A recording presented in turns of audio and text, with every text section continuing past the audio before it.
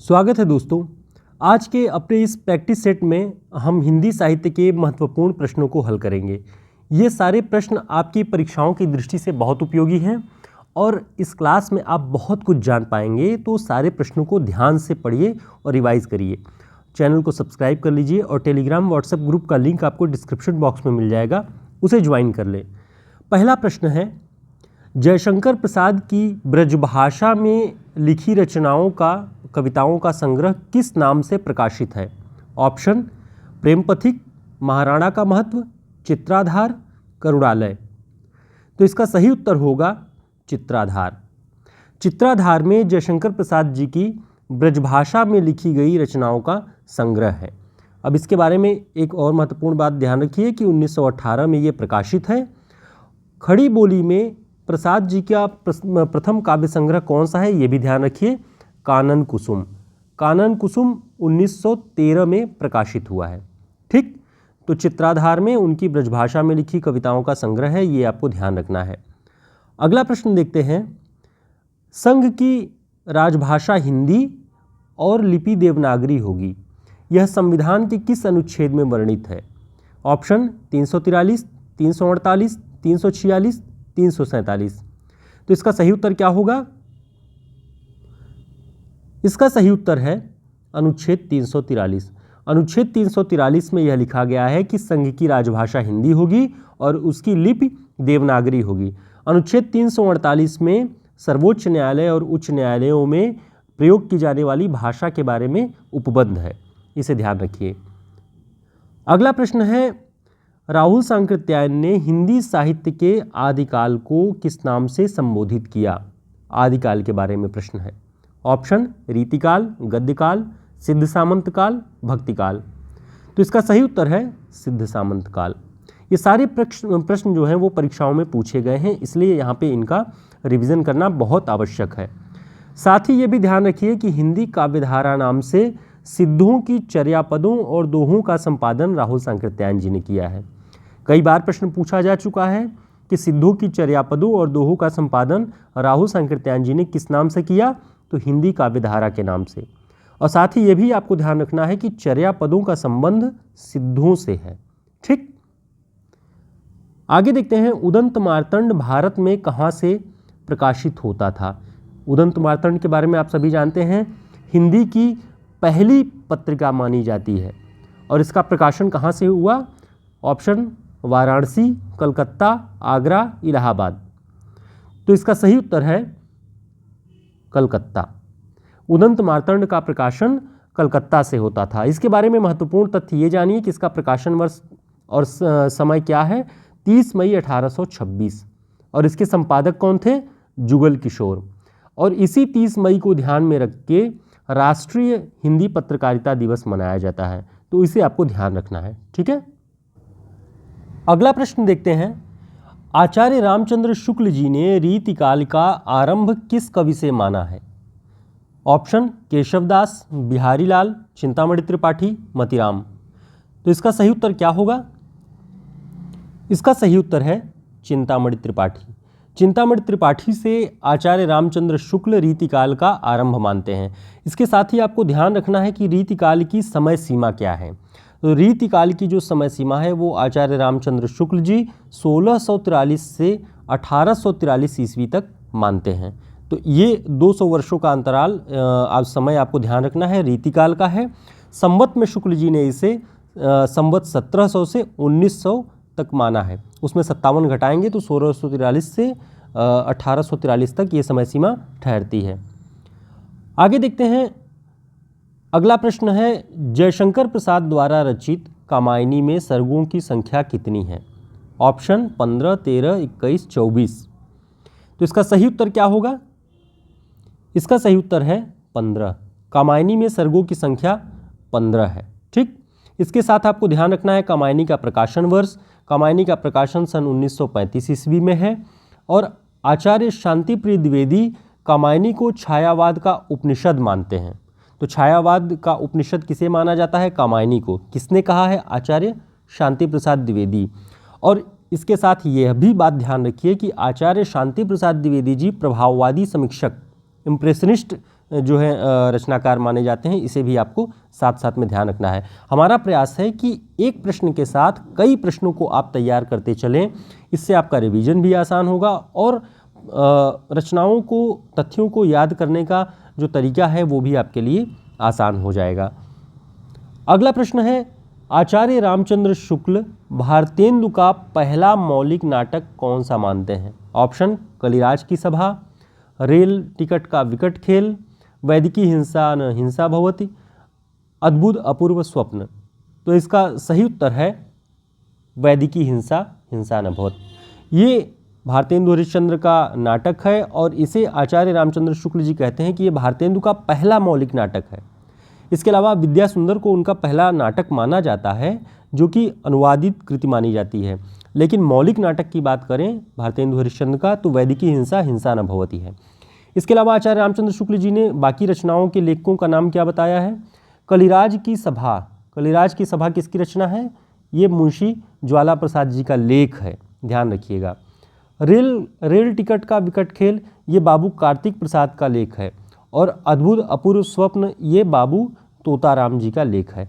ये सारे लेख हरिश्चंद्र चंद्रिका मैगजीन में खूब पढ़े गए, ऐसा शुक्ल जी ने लिखा हुआ है। बाकी वैदिकी हिंसा हिंसा न भवति, ये भारतेंदु जी का पहला मौलिक नाटक है। तो ये सारी बातें आप ध्यान रखेंगे तो आपको आसान हो जाएगा सारे प्रश्नों को तैयार करना। और इस तरह के सारे प्रश्न आपको हमारे हिंदी साहित्य के शॉर्ट नोट्स में मिल जाएंगे, जो कि 170 पेज का पूरा नोट्स है। बहुत सारे स्टूडेंट्स ने इस नोट्स को मंगाया हुआ है और सभी के लिए ये लाभकारी है। जिन लोगों ने लिया है वो देख रहे होंगे कि ये सारे प्रश्न जो परीक्षाओं में पूछे गए हैं वो सब के सब इस शॉर्ट नोट्स में आपको मिलेंगे। बहुत उपयोगी है, 170 पेज का है। हमारे कॉन्टैक्ट नंबर 9696994252 पर आप संपर्क करके नोट्स को ऑर्डर कर सकते हैं और सारी परीक्षाओं की दृष्टि से ये आपके लिए बहुत उपयोगी होगा।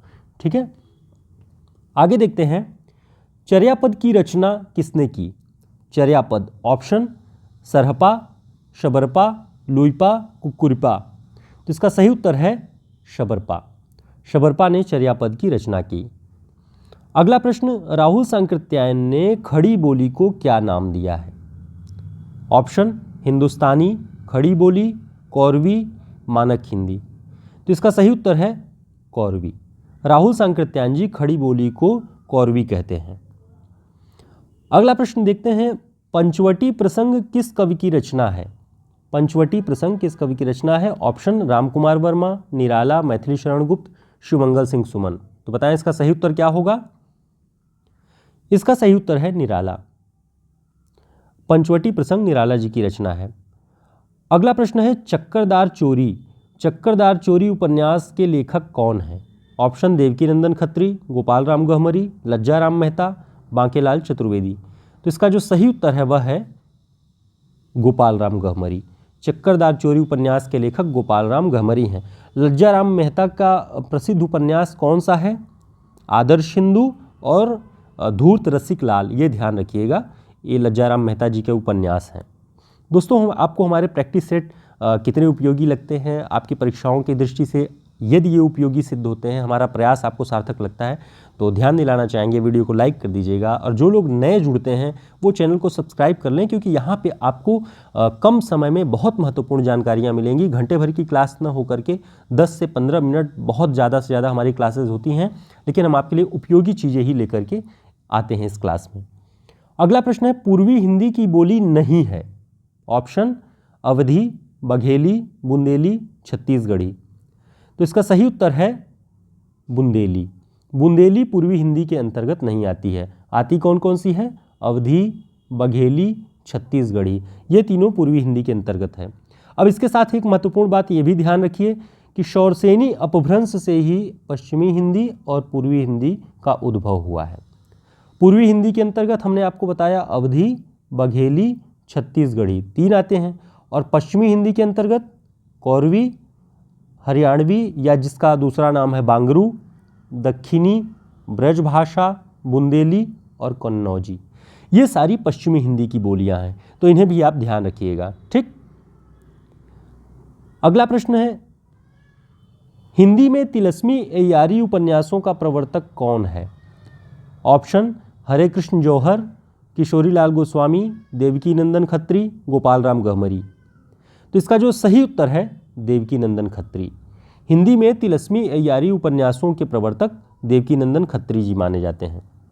ठीक, अगला प्रश्न है, कबीर में जो रहस्यवाद पाया जाता है वह अधिकतर सूफियों के प्रभाव के कारण है।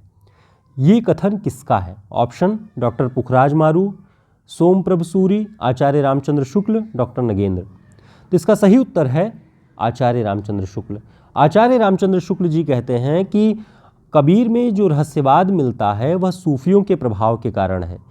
इसके अलावा कबीर पर उन्होंने वैष्णवों का प्रभाव भी स्वीकार किया है और अलग अलग जो प्रभाव कबीर पर दिखते हैं वो अलग अलग संप्रदायों मतों का दिखाई पड़ता है, लेकिन रहस्यवाद वाली जो भावना है वह सूफियों के कारण है, ऐसा शुक्ल जी मानते हैं।